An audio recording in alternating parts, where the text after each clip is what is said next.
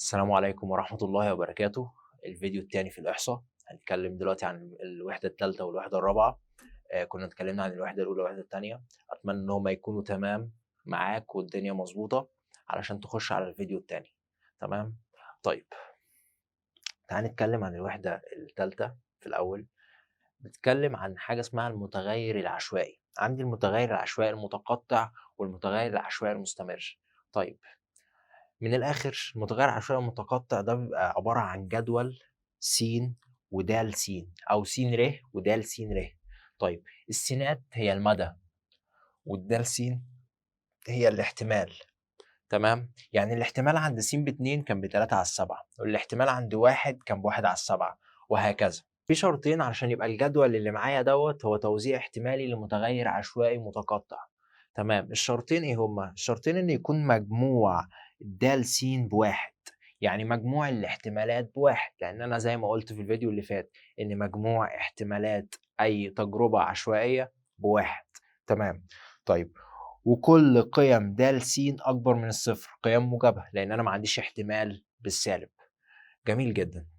طيب، في 3 اشكال للمسائل هنا. ممكن يجي لي الشكل على جدول، على صورة جدول زي اللي حصل فوق دوت. ممكن يجي لي احتمالات وانا احطها في جدول. تمام. ممكن يجي لي علاقة جبرية اعوض منها فاجيب السينات، او يعني يديني علاقة للدال س وانا اجيب منها السينات. تمام. طيب، وبيطلب مني 3 حاجات او 4. الحاجة الاولى هي المتوسط. تمام، واسمها ميو. تمام، او التباين، وهنا اسمها سيجما سكوير، او الانحراف المعياري وهو سيجما. تمام. طيب، تعال نشوف ايه هم دول اصلا. طيب، المتوسط اللي هو الميو بيقول ان هو مجموع السينات في د س. مجموع السينات في د س، يعني تجيب السين في الد س، كل السينات تضربها في الد س بتاعتها. تمام، وبعد كده تجيب المجموع بتاعهم. تمام. طيب، هنشوف ازاي، يعني هنشوف الكلام ده في المسائل. طيب، التباين هنا مجموع السين تربيع في الد س. مجموع السين تربيع في الد س، يعني انت محتاج الاول تضرب السين تربيع، السين محتاج تضرب السين في نفسها فتجيب السين تربيع، بعد كده تضربها في الد س، بعد كده تجيب المجموع. تمام، بعد كده تطرحهم من المتوسط. تمام. طيب، بعد كده عندي الانحراف المعياري اللي هو سيجما. ببساطه دي سيجما سكوير ودي سيجما، فاكيد انا خدت الكسر. تمام. طيب، عندي بقى حاجه اخيره هو معامل الاختلاف. معامل الاختلاف بجيبه بسيجما على ميو في 100. اخر حاجه جبتها على اول حاجه جبتها في 100. اخر حاجه جبتها على اول حاجه جبتها في 100. عشان كده لما نشوف المثال دوت، لما يطلب مني معامل الاختلاف فانا هضطر ان انا اجيب كل حاجه. تمام. طيب، تعالى بقى نشوف المثال ده. بيقول لي إذا كان س متغير عشوائي متقطع توزيعه الاحتمالي بالجدول التالي س ر ود س ر. مديني الجدول بتاعي. تمام. طيب، بيقول لي أوجد قيمة ك. عايز أجيب قيمة ك. أنا مش لسه قايل إن مجموع د س بواحد؟ تمام. طيب، فأنا المفروض كده إن ك هتساوي 1 ناقص مجموع القيم ديت اللي هو 15 من 100 زائد 25 من 100 زائد 25 من 100. تمام. 25 و25 يعني 50. 50 و15 يبقى 65. 1 ناقص 65 يبقى كده احنا بنتكلم في 35 من 100. تمام. طيب، 15 65 65. تمام. طيب، بيقول لي احسب قيمة توقع المتغير س ثم استنتج معامل الاختلاف. يعني ايه قيمة توقع المتغير س؟ التوقع هو المتوسط، هو ميو. تمام. التوقع هو المتوسط، هو ميو. طيب، ثم استنتج معامل الاختلاف، يعني محتاج اجيب محتاج اجيب الانحراف المعياري عشان اقول له ميو على السيجما في 100. تمام. طيب، مبدئيا كده اول حاجة محتاج اعملها هو جدول. ليه محتاج اعمل جدول؟ محتاج احط قيم السين، قيم الصاد، بعد كده اقول له س، او هنا مش صاد بقى، هنا هي د س. هنا س ر ود س ر. تمام، س ر ود س ر، ومحتاج اضربهم في بعض. س ر في د س ر، واخيرا س تربيع في د س ر. جميل جدا. طيب، ليه؟ لان انا محتاج اجيب مجموع دوت عشان اجيب الايه، الميو. تمام، ومحتاج اجيب مجموع ده عشان اجيب ايه، عشان اجيب السيجما سكوير. تمام. طيب، السين ر اللي هي -2 -1 1 3. -2 -1 1 3. طيب الدال س ر 15 من 100 25 من 100 25 من 100 والكاف أنا لسه جايبها ب35 من 100. جميل جدا. طيب هروح امسك الآلة عشان ما اتلخبطش. س في د س ر يعني اضرب 2 في 15 من 100 فيطلع لي 3 من 10. تمام. اروح اضرب -1 او -3 من 10. تمام. طب اروح اضرب -1 في 25 من 100 فتطلع لي -25 من 100. طب 1 في 25% يعني 25 من 100.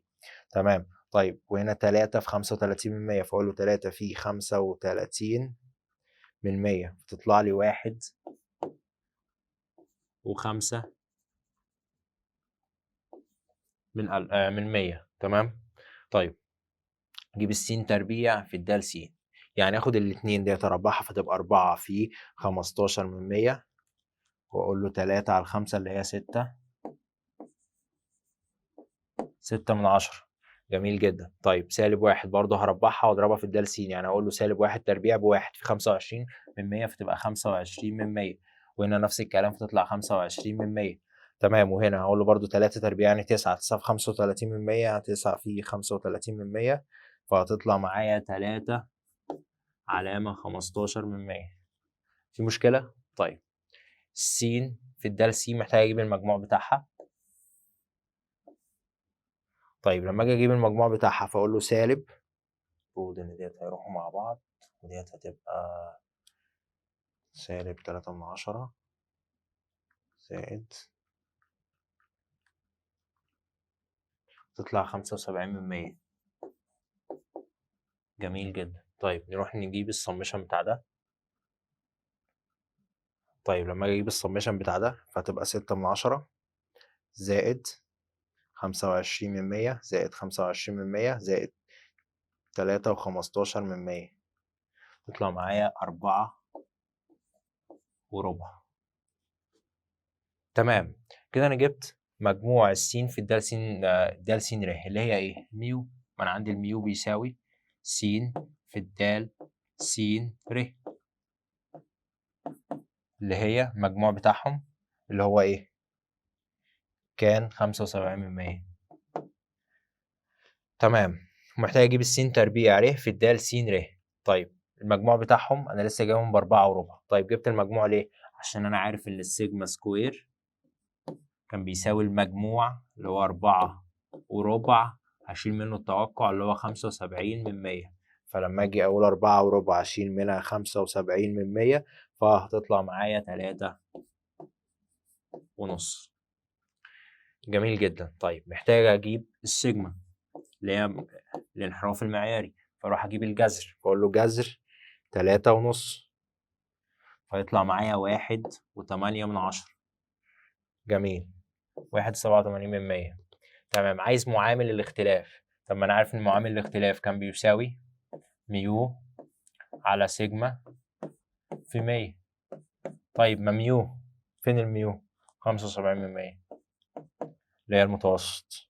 طيب على سيجما 1.87 من 100 في 100 فلما اجي اقول له 75 من 100 على هيطلع معايا 4 من 10 يبقى انا معامل الاختلاف عندي كام؟ 4 من 10. طيب دي كانت المسألة الأولى. تعال نكمل. المسألة الأولى جات لي على شكل جدول. المسألة التانية عندي جات لي على شكل احتمالات. بيديني احتمالات هنا. تعال كده نقرأ السؤال. بيقول لي إذا كان س متغيرا عشوائيا متقطعا مداه مديني المدى. تمام. وكان احتمال س عند -3 بالكلام هو احتمال س عند -2 كان بضمن واحتمال س عند 2 كان بنص. طيب نترجم احنا الكلام ده بقى في الجدول اللي احنا فاهمينه. احنا ما بنفهمش الكلام ده، احنا بنفهم جداول. طيب الجدول ده كان س وده س. طيب المدى يلا ننقله -3 و2. احنا قلنا قيم السين هي المدى. تمام. جميل جدا. طب الدال س هي الاحتمالات. هو بيقول لي احتمال س بسالب 3 عند سالب 3 وسالب 2 هما الاتنين بتمن. جميل جدا. طيب وعند الواحد ما قاليش. طيب بس هو قال لي عند الاتنين بنص. طيب انا ما اعرفش الاحتمال عند الواحد بكام. طب ما انا اعرف اجيبه. الاحتمال عند س بيساوي 1 اعرف اجيبه. قلنا 1 ناقص واشوف مجموع القيم ديت تمن زائد تمن زائد نص، اللي هو هيبقى 1 ناقص همسك الآلة على طول 2 على 8 زائد نص 3 على 4 يعني 75%، فهيبقى معايا ربع. جميل جدا. فيبقى الاحتمال عندي هنا ايه؟ ربع. حلو قوي الكلام ده. جبنا الجدول. عايز هو خلاص انا جبتها الف، مطلوب الف ده انا جبته خلاص، وب عايز المتوسط والتباين والمتغير العشوائي. المتوسط اللي هو الميو والتباين اللي هو سيجما سكوير. انا خلاص عرفت هجيبهم ازاي من المساله اللي فاتت ومن القوانين اللي احنا شرحناها. طيب ده الشكل الثالث. ايه الشكل الثالث؟ قلنا هيديني معادله. تمام، هو فعلا مديني معادله، مديني علاقه جبريه. طب ايه العلاقه الجبريه؟ تعال نفهمها. بيقول لي اذا كان س متغيرا عشوائيا متقطعا مداه، هو مديني المدى. طيب كلام جميل قوي. يعني انا بعمل الجدول وعايز احط قيم السين والدال س، فانا هاجي عند السين اقول له سالب 2 سالب 1 0 1 2. حلو قوي. طيب الدال س، ما الدال س هو مديني ليها معادله، هي مديني معادله للاحتمالات. بيقول لي لام س بيساوي ر. بيقول لي ان السين هي ر، يعني مكان الر يعتبر س. تمام ماشي. يبقى تاخد هنا، يبقى اللام عند سالب 2، يبقى لام عند س بيساوي سالب 2 عند اول نقطه. تمام. طيب راح معوض في المعادله دي. الالف معرفوش انزله زي ما هو، زائد الر، ما الر هي س، والسين هنا مختاره بسالب 2، يعني تبقى سالب، يبقى الف ناقص 2 على ال 15. مشكله؟ شلت السين وحطيت قيمتها. طيب في الثانيه لام س بتساوي سالب 1، فاقول له الف ناقص 1 على ال 15. لام عند س بتساوي صفر. نفس الفكرة، هروح أشيل برضو الر وأحط مكانها صفر، فيبقى لي ألف على 15. طيب لام عند السين بتساوي 1، هتطلع لي ألف زائد ألف زائد 1 على 15. جميل جدا. طب آخر نقطة اللي هي لام س بتساوي 2، فهي الألف زائد 2 على 15. طيب في مشكلة قيمة ألف. قيمة ألف هجيبها إزاي؟ أنا عارف إن مجموع د س ر بيساوي إيه؟ 1. يعني أنا لو جمعت القيم دي كلها المفروض يطلع لي إيه؟ 1. جميل. المفروض نقول له ألف ناقص 2. هي مش المقامات كلها 15؟ طب ما نثبت المقام 15 ونجمع اللي فوق ده كله، فنقول له ألف ناقص 2 زائد ألف ناقص 1 زائد ألف زائد ألف زائد 1 زائد ألف زائد 2. طيب تعال نشوف الألف ونشوف الأعداد. ألف وألف 2 3 4 5، ففوق في 5 ألف. طيب لما أجي هنا ألاقي السالب 2 راحت مع الاتنين والسالب 1 راح مع الواحد ومش هيتبقى حاجة، فيبقى 5 ألف على 15. طيب على 5 فيها الواحد، على 5 فيها التلاتة. جميل جدا. فيبقى كده ألف على التلاتة بيساوي إيه؟ بتساوي 1. فأنا لو عايز أجيب الواحد فيبقى كده عندي الألف بيساوي ب3. في مشكلة؟ فأنا طلعت الألف بتاعتي في كام؟ شيل يا باشا كل ألف بقى. لا. شيل يا باشا كل ألف وحط مكانها كام؟ 3. فيبقى 3 ناقص 2 1 على 15. حلو، 1 على 15. طيب هنا ألف 3 ناقص 1 2، يبقى 2 على 15. طيب 3 على 15. طيب 3 زائد 1 4 على 15. طب وهنا 3 زائد 2 5 على 15. لو جيت جمعت 1 و2 3 و3 6 6 و4 10 10 و5 15 على 15 يعني كام؟ يعني 1. يعني انت ماشي ايه؟ مظبوط. طيب الجدول معاك مظبوط والدنيا معاك تمام، تقدر تشتغل وتجيب اللي هو عايزه، سواء متوسط سواء انحراف معياري، اي حاجه هو طالبها منك تعرف ايه تجيبها على طول. طيب يلا نكمل كده. انا عرفتك على الثلاث فكر بتوع المسائل. داله الكثافه. داله الكثافه هي داله عباره عن داله ثابته او خطيه وتمثل بقطعه مستقيمه. جميل جدا. داله الكثافه دي ليها شروط. عندي شرطين: ان المساحه تكون فوق محور السينات، مش انا عندي ده محور السينات، تمام، وده محور الصادات، فلازم المساحه تكون فوق. تمام، المساحه اي مساحه لاي شكل لاي منحنى لاي حاجه لازم تبقى فوق. تمام، ومساحه المنطقه المحدده بيساوي 1. تمام، يعني لو هو ده الشكل بتاعي فالمساحه ديت لازم تبقى كام؟ لازم تبقى 1. تمام. طيب تعال نشوف الكلام دوت عباره عن ايه وبيتكلم عن ايه واحنا هو ايه ده اصلا. طيب مبدئيا لازم نبقى عارفين قانون للمساحه، هو ده اللي هنشتغل بيه في الجزء دوت. دالة ألف زائد دالة ب على 2. دالة ألف زائد دالة ب على 2 في ب ناقص ألف. مش فاهم حاجة. تعال نشوف الأمثلة. مديني مثال بيقول لي إذا كان س متغيرا عشوائيا متصلا، تمام، وكانت دالة س بس ناقص 1 على 8 وبصفر. س ناقص 1 على 8 من س من 1 ل5 صفر فيما عدا ذلك. فكك من الحتة دي، بتيجي على طول ما تشغلش بالك بيها. تيجي على طول ما تشغلش بالك بيها. طيب ماشي. هو عايز ايه بقى؟ بيقول لي اثبت ان داله س اصلا هي داله كثافه. طيب انا قلت ايه شروط انها تكون داله كثافه؟ ان المساحه تكون فوق محور السينات. طب الشرط الثاني المساحه تكون بواحد.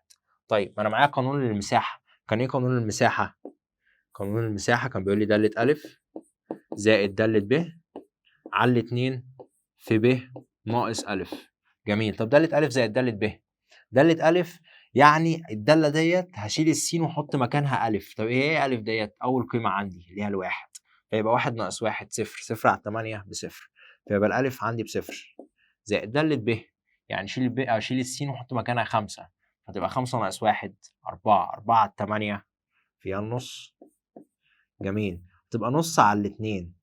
طيب في ب ناقص الف يعني 5 ناقص 1 يعني 4. في مشكلة؟ طيب لما اجي اضرب الكلام ده في ده، نص على 2 فيها ربع، ربع في 4 هتطلع بواحد. يبقى ديت كده دالة كثافة وانا كده ماشي تمام والمسألة مظبوطة. طيب احسب بقى احتمال السين لما تكون ما بين الاتنين والتلاتة. طيب دي الألف، خلاص أنا كده عرفت ترجمت إن دي الألف وديت إيه؟ الب. هروح أشتغل على طول بقانون المساحة. المساحة بتاعتي كانت إيه؟ دالة ألف زائد دالة ب على 2 في ب ناقص ألف. طيب دالة ألف يعني شيل السين وحط مكانها إيه؟ 2، يبقى 2 ناقص 1، 2 ناقص 1 1 على 8 تبقى التمن. زائد دالة ب، طيب فأنت هتشيل الب وتحط مكانها كام؟ 3، اللي هي أصلا إيه؟ هتشيل السين وتحط مكانها كام؟ 3، فلما تشيل السين تحط مكانها 3 فتبقى 3 ناقص 1 2، 2 على 8 على الاتنين. طيب في ب ناقص ألف يعني 3 ناقص 2. فكك من الحتة دي أنت مش شغال هنا، تمام؟ 3 ناقص 2.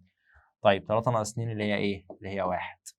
تمام؟ طيب لما دي تحطها على الآلة، تمن و2 على 8 3 على 8 يبقى 3 على 8 في على 2 يعني في نص، يبقى كده 3 2 في 8 ب 16 فتبقى 3 على 16 في 1 فيبقى 3 على 16.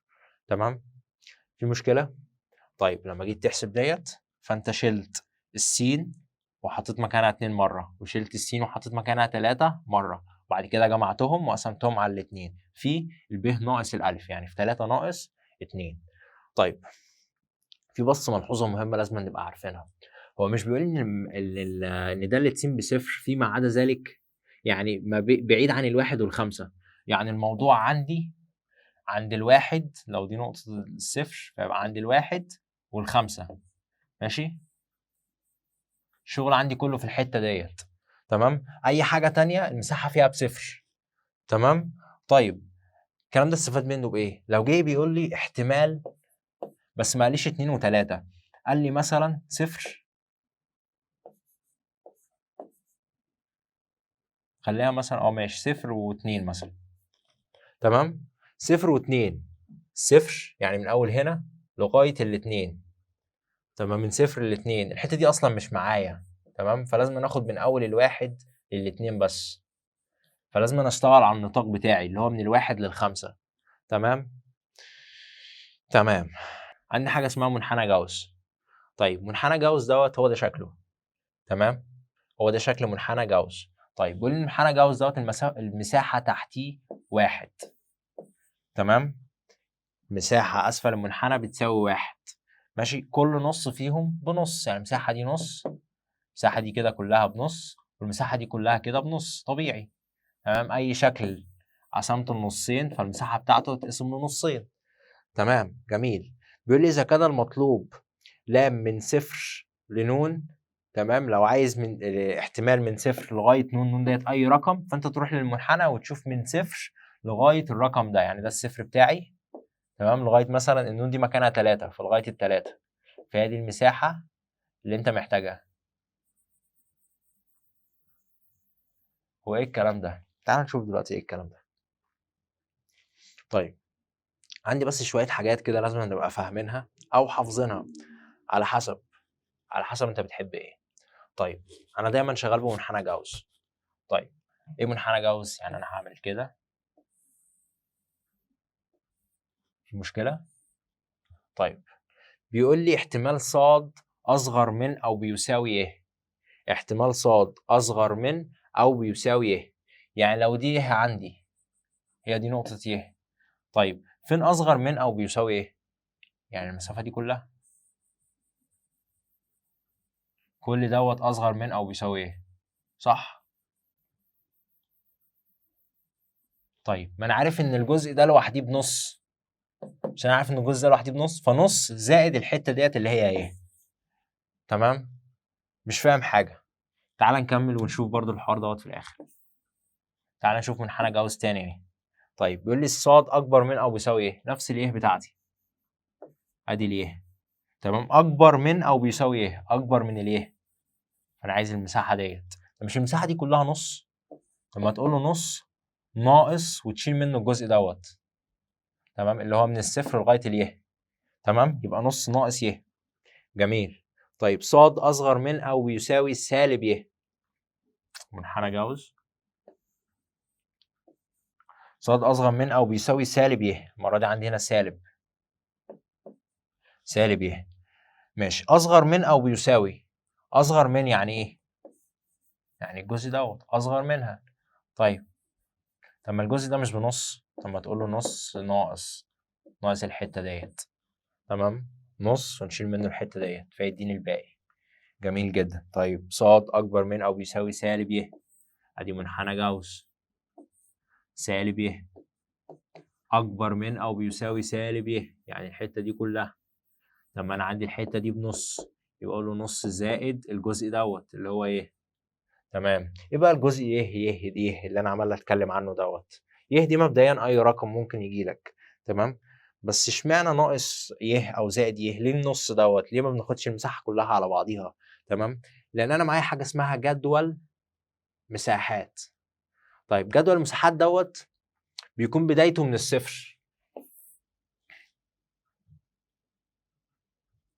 جدول المساحات بيكون بدايته من الصفر، تمام؟ فانا لو عندي من الصفر لغايه السالب 3 هي من الصفر لغايه التلاتة، فانا ببص على الجدول هنا لغايه التلاتة هي السالب 3، فلما يكون عايز دي كلها، تمام؟ ولتكن دي مثلا خليها 2، فانا عايز بيقول او سالب 2 قصدي، فهو عايز من سالب 2 لاصغر، فعشان كده بقول له نص زائد الحته ديت الجزء دوت، عشان الجزء دوت اللي اقدر اجيبه من الجدول بتاعي. الجزء ده هو اللي اقدر اجيبه من الجدول بتاعي. الجدول بتاعي بيحسب لي من اول الصفر بتاعي لغايه اي نقطه، تمام؟ لكن ما يقدرش يحسب لي مساحه كبيره زي كده، تمام؟ طيب ازاي اصلا بحسبها كده؟ هنشوف دلوقتي، بس انا فهمتك بس الفكره بتاعت الجدول. بس تعال نكمل اول القوانين اللي احنا شغالين فيها ديت. طيب عندي في قانون تاني، لما يقول له الصاد اكبر من او بيساوي ج واصغر من الدال. تعالى الاول بس نرسم منحنى جاوس ونفهم الكلام ده.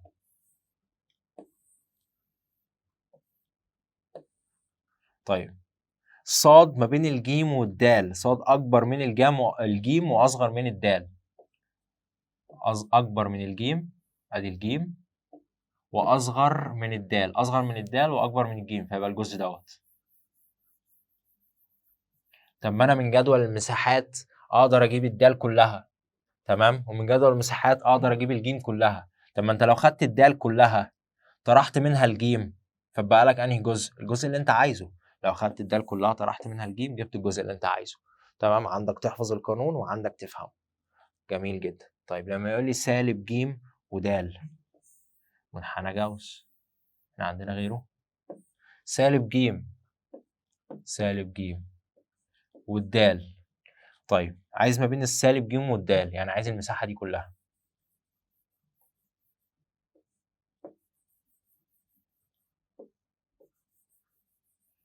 طب ما انا جدول المساحات بتاعتي يقدر يحسب لي من الصفر لغايه اي نقطه، سواء في الموجب او في السالب، لان هي تمام، لان عندي الواحد ونص هي السالب واحد ونص، المساحه عند الواحد ونص هي المساحه عند السالب واحد ونص، المساحه عند 3 من 10 هي المساحه عند سالب 3 من 10.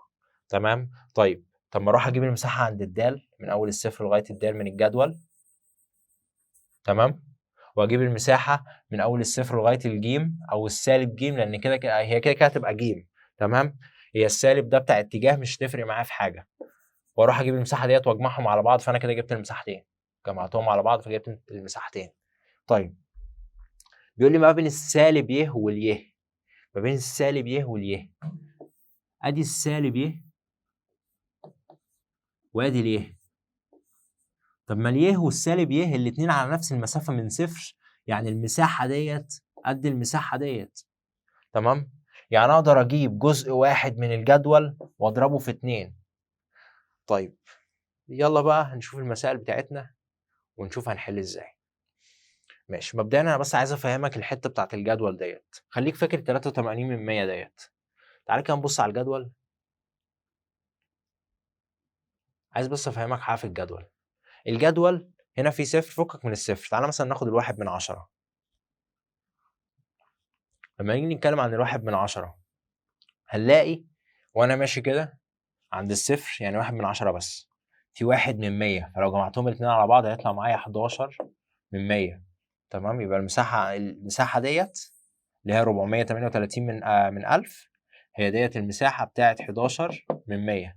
طيب هنا 2 من 100 وواحد من 10، فتبقى 12 من 100، اجي اجمعهم على بعض تبقى 13 من 100، 14 من 100. طب تعالى هنا مثلا دي بتاعت ايه؟ والله هنا الستة وهنا الأربعة من 100. طيب يعني ادي الستة من 10 راحت فين؟ كنا هنا، ادي الستة من 10 وادي الأربعة من 100 فتتزود هنا. تمام، فهمت فكرة الجدول؟ طيب تعالى بقى نشوف المسائل. تعال نشوف المثال الأول. مبدئيا أنت بترسم عشان تعرف تحل. جميل. لما أجي أرسم في المثال الأول، هو بيقول لي إن الصاد ما بين الصفر والتلاتة من 100. أروح أرسم منحنى جاوس ما بين الصفر، أدي الصفر أهو بتاعي، والتلاتة من 100، أدي التلاتة من 100، فأنا عايز المساحة دي. جميل أوي، طالما مساحة من صفر لغاية نقطة فأنا أقدر أجيبها من الجدول، فأروح أشوف المساحة عند 83 من 100 بكام. فلما أجي أنزل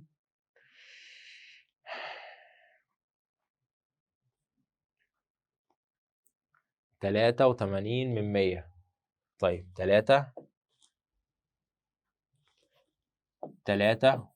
من 100، حلو، يعني 8 في العشرات، 8 من 10 و3 من 100. طيب 8 من 10 اهي، وامشي لغايه لما اوصل ل 3 من 100، ادي 3 من 100، 8 من 10 يعني هي المساحه دي. 2 9 6 7، 2 9 6 7، 2 9 6 7، 2 9 6 7. ماشي، يلا بقى عشان ما انساش. 2 9 6 7 علامة صفر، يبقى المساحة بتاعتي ايه؟ هي دي المساحة. في مشكلة؟ طيب تعال نشوف السؤال اللي تحتيه. بيقول له الصاد أكبر من أو بيساوي 2 و15 من 100، فأرسم منحنى جاوس 2.15% يعني هي هنا، يعني في الموجب، في جزء الموجب. طيب أكبر، فآخد الجزء دوت، فنص أشيل منه الحتة دي، فأقول له نص ناقص، وأشوف المساحة عند 2.15%. طيب أنا معايا الجدول هنا على طول، فأنا هشوفها من هنا عشان منفضلش طالعين نازلين.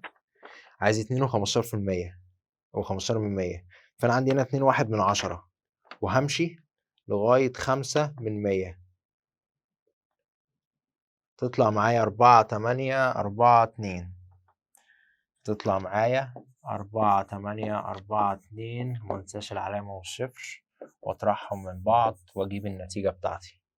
طيب تعال نشوف السؤال اللي تحت، ولا اقول لك تعال نشوف السؤال اللي فوق الاول. طيب السؤال اللي فوق، ارسم منحنى جاوس بالسالب. جميل، فاحط هنا سالب 84%. جميل جدا، اكبر من، وابص ناحية الموجب واجيب مساحة كل ده. ده كده عندي ده بنص، تمام، يبقى ده بنص. خلاص انا كده محتاج احسب الجزء دوت بس. لما الجزء دوت عند السالب 84%، اللي هو على نفس ال 84%، فاروح على الجدول بتاعي عند ال8 وال4 واجمعهم على بعض، فيطلع معايا 2 دي ولا 3، 2.995. طب معايا الإجابة 2.995، ومنساش العلامة والصفر، ودي الإجابة بتاعتي. طب تعالى نشوف السؤال اللي بعديه. بيقول لي الصاد ما بين 53% وال1.4، منحنى جاوس. جميل جدا، بين 53%، أدي 53%، ماشي، وال1.4، أدي 1.4، يعني هو الجزء دوت.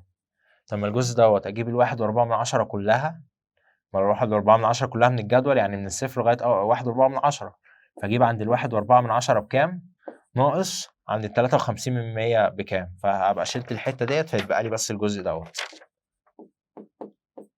فلما اجي ابص على الجدول عند 1.4 مع الصفر، فالإجابة 4.192، ومنساش العلامة والصفر، ناقص عند 53%، فاشوف 5 واروح على 3 فتبقى 2019، واحط العلامة بتاعتي واطرح الاتنين دول من بعض واجيب الناتج. طيب المثال الأخير، عند -1.4 وال72%، برضه هعمل منحنى جاوس. طيب -1.4، سالب يعني هنا -1.4، طيب و72% يعني هنا. عايز اجيب المساحة دي. طب ما المساحة ديت اللي هي المساحة عند 72% زائد المساحة عند 1.4، عشان اجيب المساحة ديت من اول الصفر ل1.4، والمساحة من اول الصفر لغاية 72%. جبت المساحة عند الناحيتين وجمعتهم، جبت الناتج. جميل جدا، اتمنى تكون الفكرة ثبتت وفهمنا هنعمل ايه. طيب بص فوق كده، إذا كان صاد متغير طبيعي معياري، إذا كان صاد متغير طبيعي معياري، إذا كان صاد مش موجودة هنا، طبيعي معياري، طبيعي معياري، ممكن يجي لي غير معياري. غير معياري فهيحط لي السين، فأنا هفهم إن هو غير معياري، أو هو هيقول لي تمام. طيب فأنا لو عايز أجيب الصاد، ماشي، فاشوف القيمة اللي هنا واطرح منها ميو على سيجما، واطرح منها ميو على سيجما، والقيمة اللي هنا اطرح منها ميو على سيجما برضو، ماشي، اطرح ميو على سيجما واطرح ميو على سيجما، والسين اشيلها احط مكانها صاد. اذا كان متغيرا عشوائيا طبيعيا متوسطه 48، بيديني الميو هنا ب 48، ومديني الانحراف المعياري بيقول لي ان سيجما هنا ب5. تمام، اوجد لام 43 س 53. انا قلت ان انا مش شغال بالسين، انا ما بحبش اشتغل بالسين، انا بشتغل بالصاد. طيب عشان اشيل السين واحط مكانها صاد، فلازم انا اقول له 43 ناقص الميو يعني 48 على السيجما يبقى 5. طيب والصاد السين هحط مكانها صاد، 53 ناقص 48 على 5. 43 ناقص 48 هتديني -5 على 5، فهتطلع معايا هنا -1. صاد 53 ناقص 48، 5 على 5 فيها الواحد، فالمساحة عندي ما بين -1 والواحد، اللي هي عند 2 في الواحد. طيب فيبقى 2 في المساحة عند الواحد.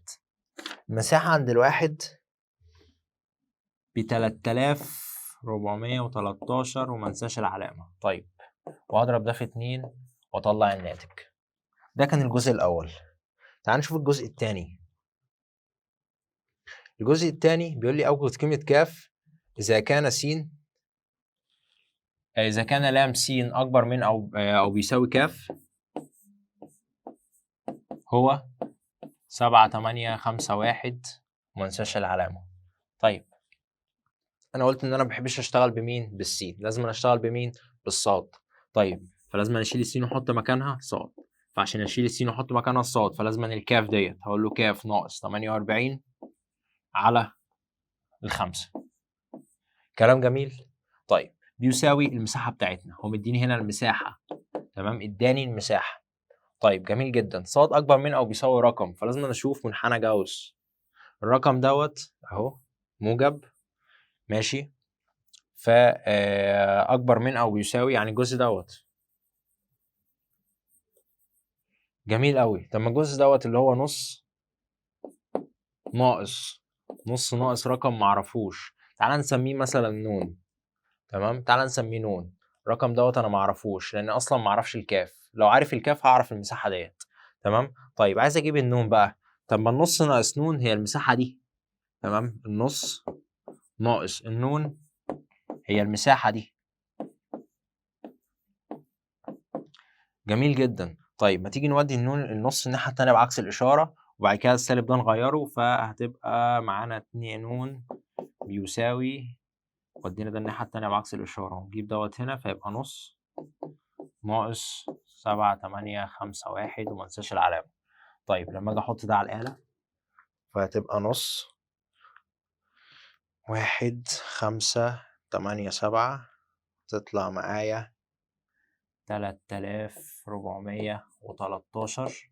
دي المساحة، دي نون اللي هي المساحة بتاعتي. تمام، اللي هي المساحة بتاعتي من الصفر لغاية الرقم ده. المساحة بتاعتي من الصفر لغاية الرقم ده. المساحة بتاعتي من الصفر لغاية الرقم ده. الرقم ده اللي هو كام؟ معرفش، اللي هو كاف ناقص 48 على الخمسة. المساحة عندي بكام؟ ب3413 ومنساش العلامة. في الوقت ده أنا أقدر أشوف الرقم ده من الجدول. اشمعنى؟ عشان هنا ما بين الصفر ورقم، يعني المساحة دي، عشان الجدول بتاعي يقدر يحسب لي أي مساحة ما بين الصفر وأي رقم تاني. تمام، يقدر يحسب لي المساحة دي، يقدر يحسب لي المساحة دي. تمام. طيب لكن الأول المساحة بتاعتي كانت الجزء دوت، كانت الجزء ده كانت بعيد عن الصفر، ما اقدرش احسبها او ما اقدرش اشوفها من الجدول. لكن في الوقت ده انا اقدر اشوفها من الجدول. طيب لما اجي اشوفها من الجدول اجي اشوف المساحه نفسها في الجدول، فانا محتاج ادور على 3413 في الجدول هنا. تمام، 3413 اهي. 3413 طلعت معايا عند الواحد. تمام، طلعت معايا عند الواحد. يبقى كده الجزء دوت بكام؟ بواحد. يبقى كده كاف ناقص 48 على الخمسة بيساوي واحد. طيب اضرب في الخمسة، يبقى كاف ناقص 48 بيساوي 5، ودي السالب 48 ناحية التانية بعكس الإشارة، يبقى كاف بيساوي 5 زائد 48 يعني 53. يبقى الكاف عندي ب 53. شايف اللف والدوران ده كله عشان نجيب الرقم ده. تمام؟ طيب ده كان الجدول بتاعنا. احنا كده خلصنا. اتمنى ان انا ما اكونش طولت عليكم. ولو في مشكله برضو زي ما قلت لكم الفيديو اللي فات، تقدروا توصلوا لي في اي حته، واتساب، فيسبوك، الكومنتس بتاعت اليوتيوب. انا معاكم. هي ماده مش حوار يعني، هي ماده حلوه ولذيذه جدا، اتلمت في الفيديوهين كلها شرح ومسائل. احتمال يكون في فيديو ثالث، احتمال يكون في فيديو ثالث نحل فيه امتحان كامل عشان نشوف ان قد ايه هي ماده تافهه وقد ايه هي ماده حلوه. بس اللي مذاكر يعني، اللي هيذاكرها هيعرف ينجح فيها. فاهم؟ انت محتاج تنجح فيها بس، يعني انت مش محتاج اكتر من كده. تمام، يعني حتى ما بيبقاش ليها درجه، بتبقى بس يا اما ناجح يا اما راسب. تمام. طيب أنا عايزك تشد حيلك، ناقص بس تقريبًا أقل من شهر ونُص على الامتحانات، إن شاء الله خير. طول ما أنت عملت اللي عليك فأنت هتاخد حقك، هتاخد حقك وبزيادة كمان كرم من ربنا، تمام، لكل مجتهد نصيب. أنا مش عايزك تخاف. الثانوية العامة مش مقياس للنجاح. الكلمة دي أنت لسه بدري على ما تعرفها أصلًا، أنت شوف ما تعرفهاش دلوقتي. بس أنا يعني الثانوية العامة أنا اتأذيت منها، تمام. مش شرط يعني مش ضروري نخش في الحتة دي اتأذيت ليه أو إيه اللي حصل أو بس الثانوية العامة مش مقياس نجاح، تمام. الكلية مش شرط أنت تخش طب، مش شرط تخش هندسة، هي الحتة ديّة بتاعة مقياس النجاح، مش شرط إنك تخش طب أو هندسة أو إعلام أو سياسة واقتصاد، مش شرط، ممكن نجاحك أصلًا ما يكونش في الحتة ديّة، ممكن أنت مش هتكون شاطر في الحتة ديّة، تمام. كل واحد شاطر في مجاله، تمام. النجاح إنك تكون ناجح في مجالك. بس أتمنى إني ما أكونش طوّلت عليكم، والسلام عليكم ورحمة